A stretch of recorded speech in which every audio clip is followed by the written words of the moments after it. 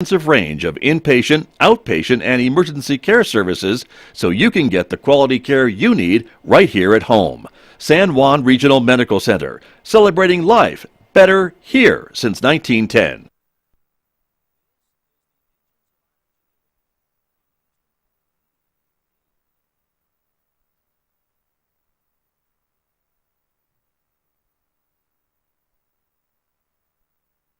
San Juan Regional Medical Center is your community hospital, committed to making life better for the communities we are privileged to serve.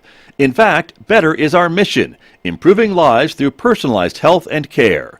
What matters most to our patients matters most to us, offering a comprehensive range of inpatient, outpatient, and emergency care services so you can get the quality care you need right here at home. San Juan Regional Medical Center, celebrating life better here since 1910.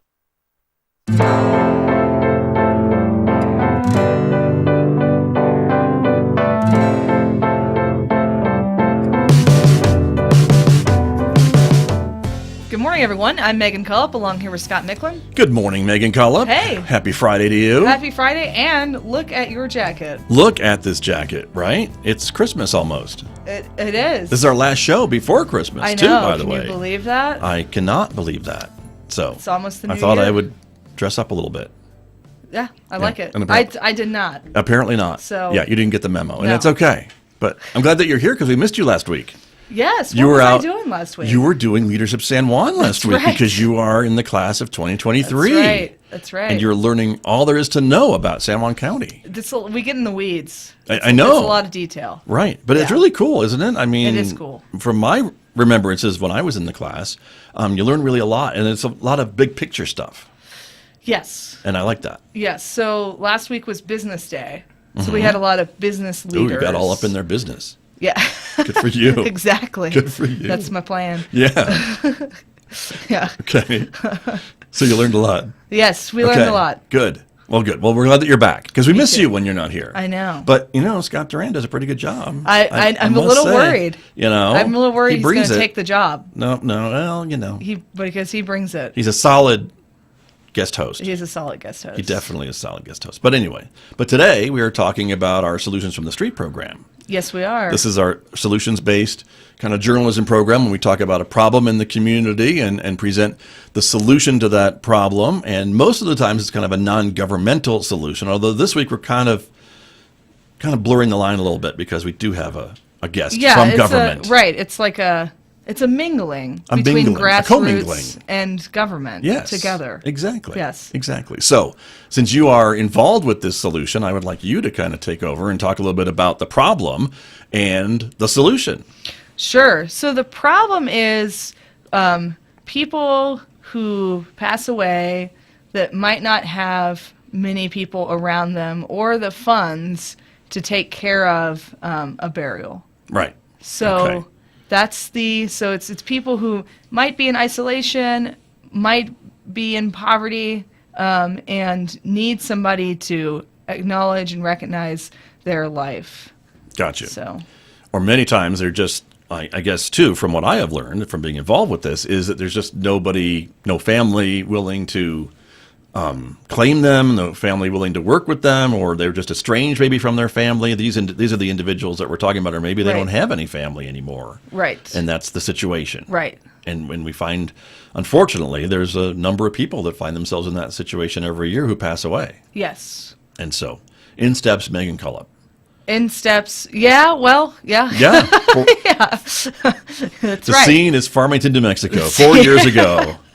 4 Right? years ago. Yeah. Yeah. So this was based somewhat on the Homeless Persons Memorial Day, which is celebrated on the longest night of the year, which is usually December 21st or somewhere around that. It's the Because winter it's the solstice. shortest day of the year, Yeah. so it's the longest night. That makes sense. Right. Never and thought of so, it that way. Yeah, yeah. And so every year across the country, and it's usually bigger cities, and they'll have, hundreds or thousands of names. Right. And they do a little service for these individuals, and usually involves reading of names. Not always. Usually involves candle lighting. Not always, right? So, But some type of pause of Yeah. our everyday lives to remember these souls, these people who existed and have now passed without really much other recognition or any type of right. remembrance. Right. So I sort of took that. I grew up in San Antonio, so I used to go to the one they had one there every year at this big park that people used to gather in, and so I took that idea and kind of translated it and focused more on people who are unclaimed. So not everybody on this list is necessarily homeless, right? That's Right. not everybody on the list, but they might be, and but sort of just taking that idea and extending it to include the unclaimed. So Right. there's you get a little bit of both of those themes in it. Right. And I, used to, I've been a minister before in a congregation, and so memorial services are part of what you do. And so I was used to putting on a memorial service, so I thought, let's acknowledge these individuals, give them a collective memorial service, and just honor a life that maybe went unhonored. Yeah. So, And yeah. so here we are. so here we are, And 4 it's- years later. And it's happening again next week, Yes. the 21st. And it's going to be 7 p.m. downtown Artifacts Gallery. That's a new location. Yes. when- Yeah. where it has been. And of course, we're back able to gather in person because I think it was kind of a virtual ceremony. For 2 years, For 2 years. we did a video, Yeah. which was nice, but who knows how many people were able to see that or whatever. And Sure. it's just, there's something special about presence, in-person presence, and being together and gathering. Right. So, So it is the 4th annual Memorial for the Unclaimed. And it's Wednesday, December 21st, 7 p.m. at Artifacts Gallery, downtown Farmington, of course. Music, poetry, and the reading of names. that's right. I can read off of the screen. Yeah. From the poster. There Well, it that's is. good, 'cause we But have radio listeners. audience. that's Radio what we- audience. And thank you to the Basin Good Neighbor Foundation and Basin Health Companies. They are the main sponsors of this event. That's right. So there you go. And our guest, we should probably introduce her. Yeah, 'cause she's been waiting patiently. She over has here. been waiting Yes. patiently. Like, why did I rush to get here when they're just talking to each other? But you couldn't do without our guest because she is an integral part of the planning and some of the other assistance that is given to these individuals, and that's Lisa Gomez from San Juan County. And Lisa, welcome to KSJE. Welcome back to KSJE. Good to have you here. Thank you. It's good to be here, and what a great reason to have a show today. And it's one of my favorite events every year. And thank you, Megan, for bringing it to our community. And it's very touching. I don't know if anybody wants to come and just experience it, you should. It is very touching. It is. I think that's a great way to describe it, too, because I think a lot of folks maybe aren't quite sure what to expect when they come to a service such as this, but it really is kind of poignant, and I think, it doesn't, it's not very long. I think if it's an hour, it's not an that. hour. It Yeah. usually I isn't. mean, it's like maybe 40 minutes. Yeah. Yeah. And Yeah. so, but it's a nice, again, like you said, a pause, or maybe I said it, a pause to remember these folks who maybe have gone unremembered. Right. And so that's important. And Lisa, maybe you can help fill the blanks in a little bit about the job that you do and how that assists Megan, I guess, in kind of identifying these individuals who need to be part of this service. For sure. 'Cause that's part of your job with the county. It is a small part of my job. It used to be a much smaller part of my job. In recent years and COVID, we've seen more claims. So the state of New Mexico requires all counties in New Mexico to provide for the final disposition of a person, a dead person that's indigent or unclaimed. We usually get our referrals or our assignments from the Office of the Medical Investigator or the funeral home if, or the morgue. So if someone passes away in the hospital, they can't locate a next of kin or there is no next of kin, they're, without being too gruesome, they might be waiting for a while to find their next of kin. So after a certain amount of time passes, the law outlines what those parameters are. They'll reach out to the county and say, we've got a person here who needs to be taken care of. So we'll process the paperwork, and we work with the funeral homes in San Juan County, Serenity and Company, and Farmington Funeral Home. and they are so gracious because we're not able to pay a whole lot by statute, but they work with us really well, and they're very respectful, and provide for a very dignified way to get them taken care of. Gotcha.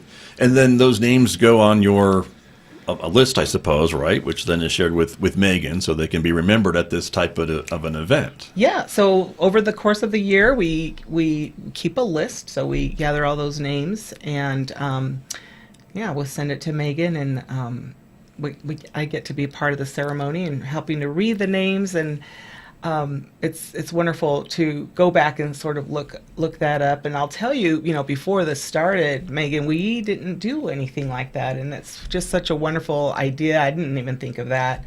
From time to time, I'd get invited by a funeral home to say, "Oh, we're getting ready to inter this person's ashes. Do you want to come?" And so I would go, but it wasn't a ceremony. It was very, pause for some thoughts, and let's get them interred. So what a wonderful way to dignify and honor and remember these people. It's just it's very special to me.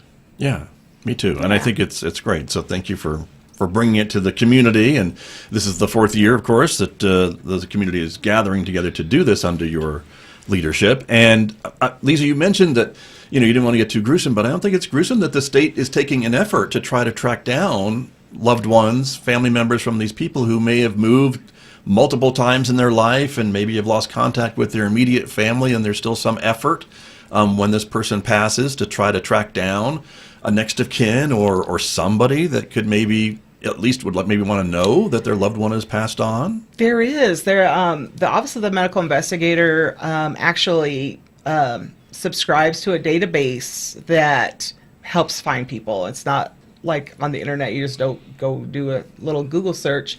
It's a more in-depth search that searches birth certificates and different things like that. So there are times when we find out. So the funeral homes will post a little announcement in the newspaper. Through the newspaper posting, they'll go, "Oh, that's my uncle so-and-so," or, "I know the family, and they lost track of this person." And so from time to time, even though all of these searches and different ways to investigate someone's family takes place and they can't find one, sometimes a newspaper announcement can help bring someone forward. Sure. So right. That's nice. But if they can't, then, but I get that still comes to you and your office. It still comes to me. We have a very secure, dignified place to store people. We don't just take the cremated remains and bury them or do something terrible. They're all intact in case anybody wants to come forward and claim their loved one. If sure. That they didn't find during that period, I guess, yes, right? Yes. So there's a certain amount of time that you then, I guess, hang on to these things or store these things, or at least have a record of where they are, I guess? Yeah, the state requires us to retain them for 2 years and keep the record of if anybody picks them up or claims them for 5 years. But honestly, I've never had to deal with that we're out of storage, and so I have folks since I started 25 years ago. I still have everybody. I'm not going to do anything until we have a good solution to honor, and I don't know, a columbarium or some way to keep them intact so we can identify them. And right. But no, they're all in my storage right now. Got you. But to be clear, they have been identified. Yes. They're identified, but maybe their next of kin hasn't been identified, or or there is none. Or there is none, or there might be someone, but they just haven't gotten the word yet, or what have you, I suppose. There is one or two in our storage that aren't identified. So we keep all the records that the funeral home gives us and the Office of the Medical Investigator gives us. But that's very rare to have a Jane Doe or John Doe situation. I see. Gotcha. Thank you very much. And thank you for being here Sure. because it's a really important part of this whole ceremony and service. And Megan, let me bring you back into the conversation to talk a bit about what you have planned for this year, the fourth annual. Yeah. So there's a couple of similar elements in the years past in that we always have a reading of the names. We always have a candle lighting because there's something poignant about that, especially on the longest night of the year. There's just something really poetic about that.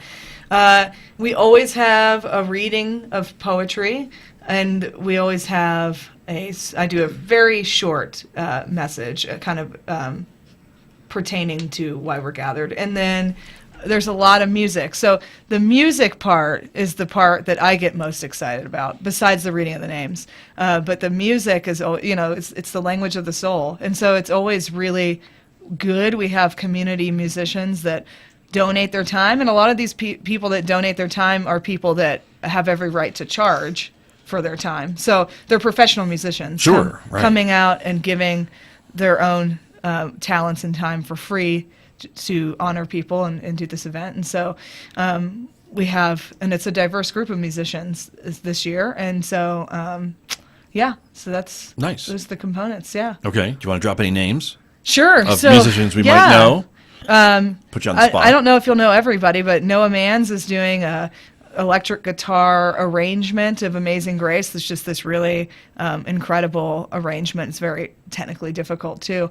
And Amber Swink and Robin Woodard, classics. I know. They're Okay. all around. I'm 3 for 3. Keep going. They're playing, and James Golden, who is he's the choir director at PV, and he's also the music director at First Pres. And Jennifer Johnson, who is one of the two ladies that run San Juan United Way, who's got a beautiful voice, and so she's joining. And there's also a little bit of intentionality in getting people who do community service outside of this event too. Yeah. Yeah. Nice. Okay. So Quite the variety. right. And Yeah. quite the lineup. I know. And quite the talent, I would say, too, Yeah, of these yeah. individuals that you mentioned. So great. Very good. And so this is open to the public Yeah. Of course. Yeah. Anybody. and at Artifacts. And about what's the capacity there? I mean, I guess. Oh, Artifacts has a huge capacity. Okay. There's enough for 250 people. Oh, there you and go. I hope that's how many people come. Right? Yeah. Wouldn't that be cool? Yeah, it would be cool. That would That'd be be great. great. And Lisa, I know you're working on the names. Do you have any rough idea just about the number of names this year? I think 15. About 15? Yes. Okay. Which is a lot. That's the highest we've had in 4 years. I think so. Mm-hmm. Our average, a few years ago was 4 or 5 a year.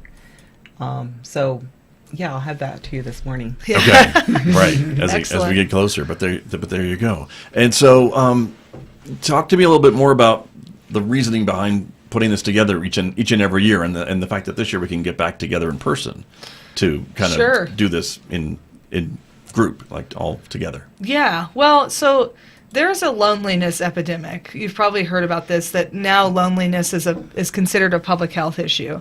And it's something that I've always been very sensitive to. I've always been sensitive to, people sitting alone, people having a holiday alone. It's just kind of been something that I've always been very keenly aware of. And there is a loneliness epidemic. And how do these people end up without somebody to say, hey, like, I know them, let me take them under my care? How does that even happen? And so part of it is just recognizing our calling to love our neighbor, that we have a collective responsibility to love our neighbor and be present for one another and bear witness. And when I talk about bearing witness, I just mean being present for somebody else's story and somebody else's life.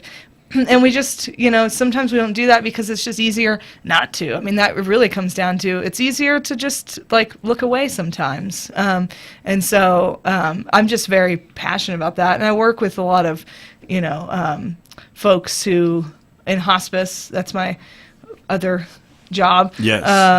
And there's quite a number of people who just don't have caregiving, and they're dying, and there's just nobody around, and that's heart-wrenching. And work with people on the streets with street medicine, and you understand that poverty, it's not your fault that you're poor, so why shouldn't you get a proper burial, a proper, this isn't a burial, but a proper memorial Right. for you. Yeah. Exactly. And that is important, I think, too. Yeah. And coming out of COVID, I think it's even more poignant that we're talking a little bit about this, and that I think a lot of folks felt very isolated during COVID, especially during the lockdowns, the first few weeks of COVID for sure. But even coming out, I'm not sure if everyone is comfortable going into going out and being around strangers or in large groups and things along that line. And so I think there was a lot of that loneliness, or working from home and going to school from home and just being at home and not leaving your home, and all, getting takeout and, ordering in, all these things that kind of kept us a lot more compartmentalized than it did before. Yeah, I think so. I think that in that experience, the term isolation all of a sudden meant a lot more, and everybody was able to say, oh, now I know what that feels like. Right. So, yeah. Exactly. Lisa Gomez, are you finding that too with your work with San Juan County? Because I know you do a lot more than just this, of course, but maybe some of the other things that you do, is that something that you're noticing too coming out of COVID-19? Well, for sure. So, when COVID started, and like the summer of that first year, there was a lot of talk about the increase for mental health practitioners and the increase for services, for, isolation, leading to depression, leading to suicides and other difficult situations, leading to substance use disorders. So high mental health needs as a result of COVID.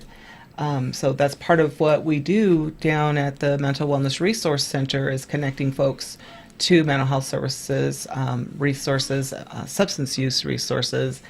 And we still see that a lot. We still see a lot of street inebriates. We still see lots of chronically homeless people not able to get the services they need.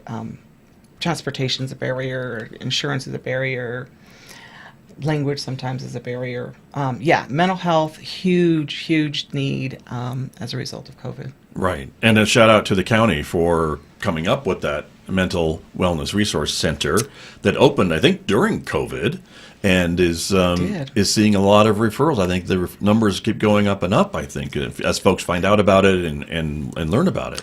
Yes, so the county commission, it started back in 2017, 2018. It became a priority, created a behavioral health department, hired a behavioral health director.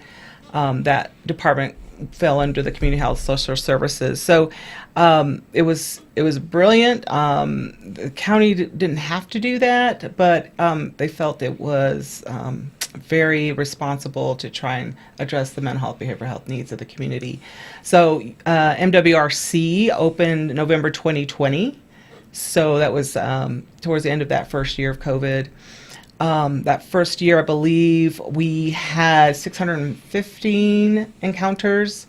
And the next year, we had something like 6,000 encounters. Wow. Yes. Wow. And just over the last 6 months, I just did some number crunching for another project.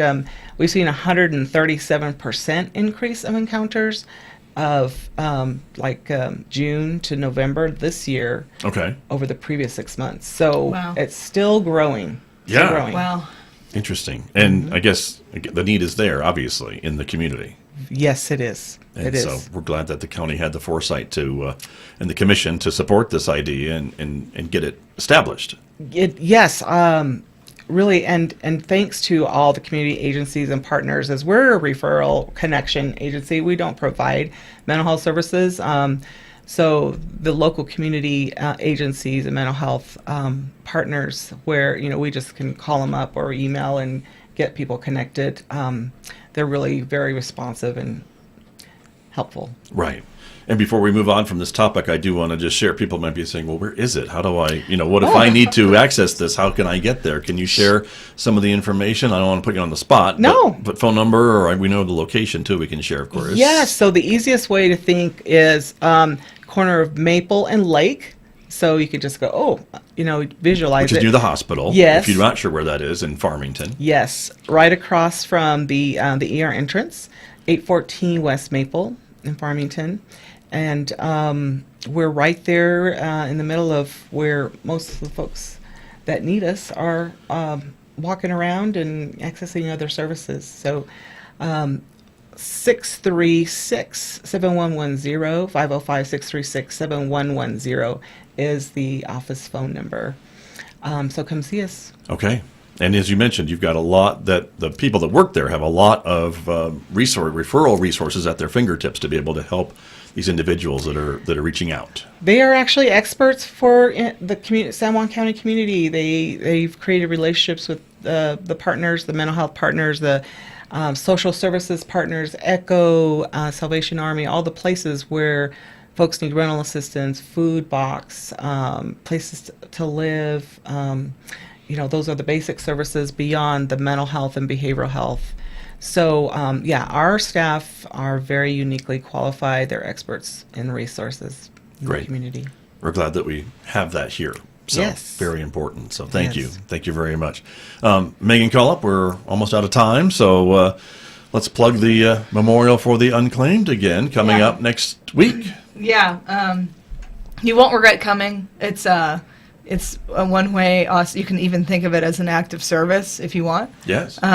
You can think of it as a time of meditation and a pause, and just and also just think of it as a time to reflect upon our collective humanity and our responsibility to care for one another. Right. So I mean, when you think about the whole idea behind this, a person who has passed without anyone, thinking anyone in their family, maybe anyone, any friends, any other acquaintances, just without any type of other person. right. I don't want to say not caring, but at least not caring enough to help them have a dignified burial or dignified service or something, just kind of as their life comes to an end. Just a person whose life has come to an end without any type of recognition, I guess, is what we're talking about. And this is a way to kind of at least give them something. That's right. And that's the idea. That's right. Yeah. So And it's not long, so No. It's got, like I said, it's got a ton of music, so it's not a bunch of talking. So if you're a person that's like, I don't want to go and be talked at, you won't be. Right. It'll be a lot of more activity. that's than what this show talking. is for. Yeah, this We show talk was at all you. the talking. Yes, right. The memorial's not a lot of talking. it's so not. yeah. But there you go. But I think it's great. Again, and I'm always so proud of our community when I look out and see the people who show up at these events, right? That just take the time to come and think about these people they've never met. They don't know who they are, but they want to at least spend a moment to remember these souls, these people, as they move on to their next whatever. Right. Yeah. Right. Without getting too esoteric. Yes. Yeah. But whatever you believe. Whatever. Yeah. You know. The sweet hereafter. That's what I call it. Whatever you believe, I think, again, this was a person's life who we wanted to take a moment to dignify and remember. Right. And that's how we do it. That's right. So thank you for bringing that to Yeah, us. absolutely. So, Lisa, thank you for coming in and you. sharing the work that you do, which Yes. is certainly a lot more than just this, but it's certainly an important part of this. And I know Megan couldn't do without you. Well, yeah. Well, I could. Yeah. Yeah. So thank you, Megan. Thank you. It's so awesome. Yeah. I appreciate the time today, and come out and join us. It'll touch your heart. It really will. It definitely will. It's next Wednesday again. That's the 21st, the winter solstice, the shortest day, which is also the longest night. And we'll be gathering at 7 p.m. I'll be part of this as well, so thank you for including me again this Yes. year. At Artifacts Gallery, 302 East Main Street in Farmington. Again, 7 p.m. Next Wednesday. Excellent. So there you go. Perfect. Yeah. And before we go, Okay. a couple more What do things. We got? We got a couple more things to talk about. I mean, what do we got? What do we got? We got stuff to talk about, right? If folks would have an idea for a solution to another problem that maybe we haven't thought of in the community, how can they let us know about it? Yeah, please do let us know. Go to KSJE at sanjuancollege.edu. Drop us a line. Tell us the solution maker that you see out there, and Yeah. we'll cover it. Send us an email. That's Yeah. an email address. Yes. So, Yes, it is an email let us address. know. Good job, Scott. Well, I'm just saying. That is an email Okay. address. There you go. And then, look, tomorrow. Look at this. There's a show tomorrow. There is. That you're involved with. Yeah, this is my music show. This is Radio Free Saturday morning, 9 to 11 a.m. Mountain Time, on 90.9 FM, that's our station, or streaming online, or if you're heading up to Durango for the day, 103.3 FM Durango as well. There you go. And the theme, each week I do a different theme, and this week's theme is guest host. So I have a guest host. Okay. So we each picked some of our favorite songs, and we share about why they matter to us, and also we share about the story behind them. So, interesting. Yeah. What types of songs did your guest host choose? It's eclectic, just like my mix was. Yeah, which is kind of how we roll on Radio Free Saturday Morning. So. I got that. So a little bit of a mix. Mm-hmm. So that's tomorrow, everybody. So there you go. Alrighty. Well, I think that brings us to an end of our program today. Yes. But thank you for coming in. Like I said, we miss you when you're not here. I know. I know. Just saying. Yeah. But it's always good to see you. Good to see you too, especially in those jackets. Right? Exactly. Thank you for noticing. Let me put another plug if you have a few more minutes here, because there's a couple things that we have done that you may have missed, Megan Cullo, because you've been so busy, and that's okay. But let me look for what I'm trying to find here. This would be the thing. I want to remind everybody about our KSJE On the Road broadcasts that we have done recently. They are on our social media platforms. You can check them out on Facebook, Twitter, and YouTube. We've been at several local, you were at some of them too, of course, holiday events like the Luminaria display. That was fun. Right, and so you can check those out. They're not radio programs because they're visual, and so you've got to kind of watch them on anything with a screen. But definitely we've been to the Luminaria event here at San Juan College. The Christmas parade is recorded and saved, so if you had someone in the Christmas parade, you can watch for their entry and see them in the middle of Main Street.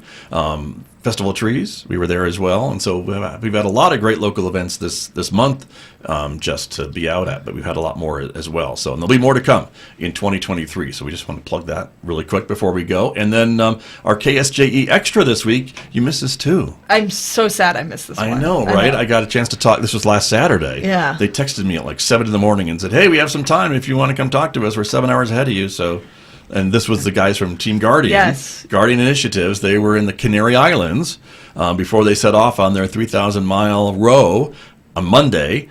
And so we got a chance to talk to the guys on the boat, if you can see the picture, in the Canary Islands as they got ready to head out. So we were excited about that. Yes, So I saw them launch. And I was like, I would get winded just pulling out of the marina. Right. I was just winded watching them. Yeah, So, I know. It's crazy. let alone across the Atlantic. So we were excited to be able to talk to them before they set off on their big trip. So just wanted to point that out to everybody. So with that being said, we are really now out of time, so we have to go. But we will see you hopefully Wednesday at the Memorial for the Unclaimed on December 21st at Artifacts Gallery. Thanks for watching, everyone. Merry Christmas. We'll see you next year. Bye-bye.